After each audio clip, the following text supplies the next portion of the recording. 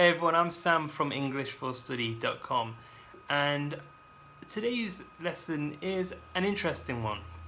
It's how do you turn down an invitation without hurting the person's feelings. Let's get into it.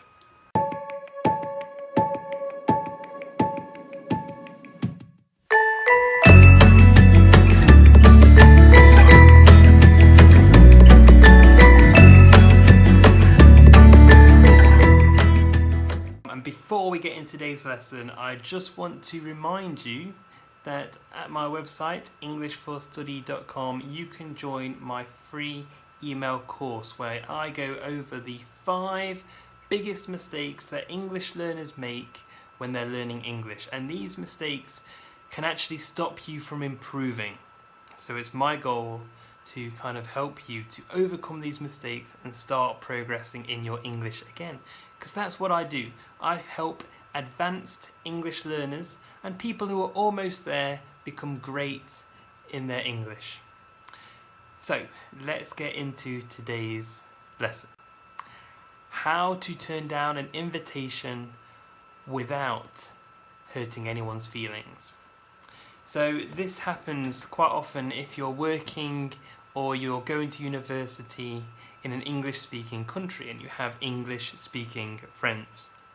And what happens is someone comes up to you and says something like, "I'm going to this stamp collecting exhibition later, do you want to come?" And you suddenly think, when you understand what they say, you suddenly think, stamp collecting, I don't want to go to that. And your first reaction is to say, no, I don't like stamp collecting. But that is just going to hurt your poor friend's feelings. So what can you say instead? Well, today we're going to cover 10 different expressions that you can use instead of saying, no, I don't want to. And so you don't hurt their feelings. Here we go. The first set of expressions focuses on having previous plans. The first one is, I would go, but I already have plans tonight. And that one is telling your friend that you have got plans tonight. You don't even need to expand on your plans unless they ask you. But it's good to have an idea of a plan that you have, just in case they do. Similar to that one is, sorry, I would go, but I've already got plans. And that one is a nice, short, sharp one if you're getting on the bus and they're not getting on the bus, or if you're leaving quickly and they're not. Sorry, I would go, but I've already got plans. And in fact, leaving quickly makes it look like you're busy. Winner.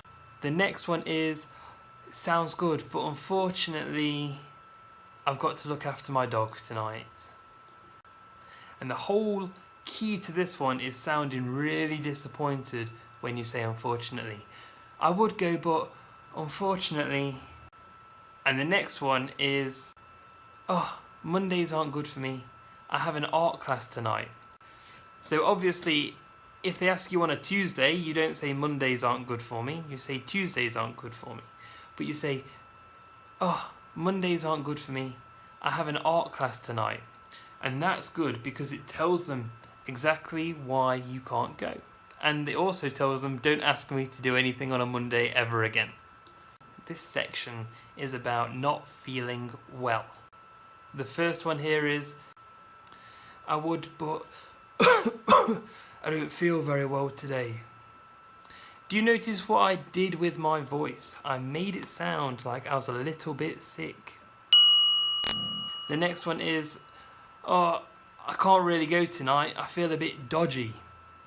And dodgy is a word that we use in England, which means I don't feel quite right. Usually refers to your stomach. Your stomach doesn't feel great.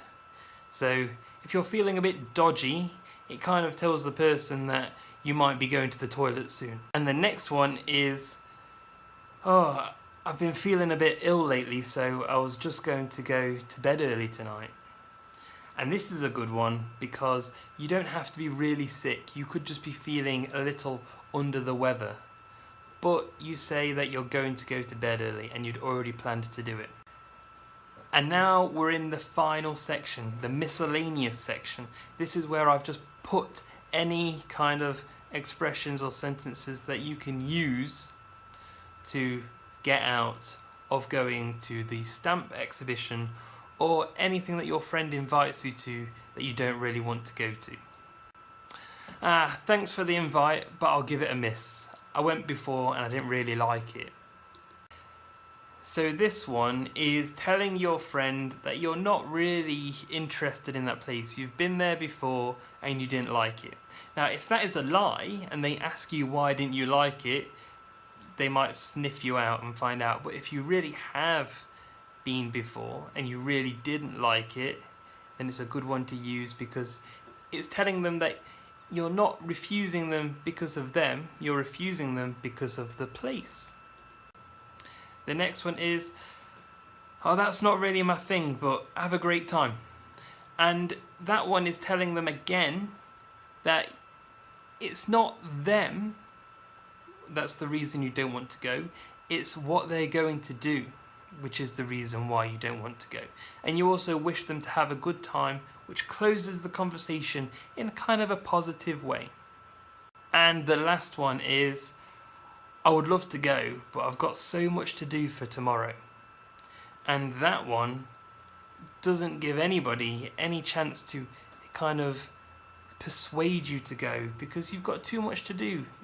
They might even feel bad for you. They might even be like, oh no, why, what have you got to do tomorrow? And you're like, well, I've got to do my shopping, I've got to finish this report, I've got to iron all my clothes, and I've got to take this to the post office. And they might even say, I'll take it to the post office for you, don't you worry about it. And so there you go, 10 ways that you can turn down an invitation to something that you don't want to go to without hurting your friend's feelings. Now, these were all informal expressions, you know, they weren't formal, and they're perfect for somebody who's introverted or someone who just had planned to do nothing that night and now someone is ruining their plans. So that's the end, and I hope you find these excuses useful. I'm Sam from EnglishForStudy.com, and don't forget to check out my website where I post these kind of English learning tips and advice all the time. You know, this is what I do. I help advanced and high intermediate English learners to go from where they are now to where they really want to be in the future with their English. And of course, if you enjoyed this video, don't forget to like, comment, share and subscribe for more videos in the future. Finally, which one of these expressions are you most likely to use next? Let me know in the comments below. I'm Sam, thanks for watching. Bye bye for now.